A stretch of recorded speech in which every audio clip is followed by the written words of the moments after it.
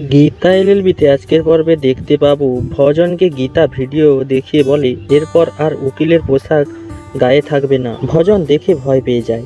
Agnijit মুখার্জিকে phone করে ভজন বলে গীতা এবার সব জেনে যাচ্ছি। অগ্নিজিৎ মুখার্জি বলে কিচ্ছু হবে না।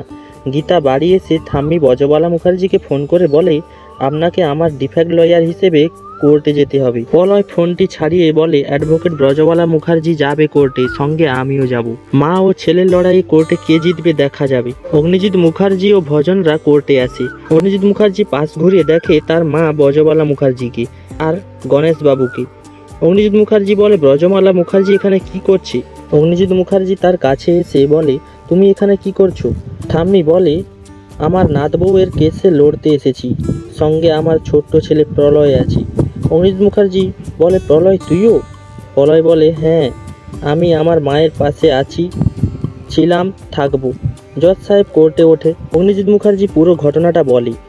তো বন্ধুরা, ছেলে অগ্নিজিৎ মুখার্জিকে হারিয়ে গীতাকে নির্দোষ প্রমাণ করতে পারবে ব্রজবালা মুখার্জি? আপনাদের মতামত অবশ্যই কমেন্টে জানান। পরবর্তী ভিডিও পেতে চ্যানেলটাকে লাইক ও সাবস্ক্রাইব করে অবশ্যই পাশে থাকুন।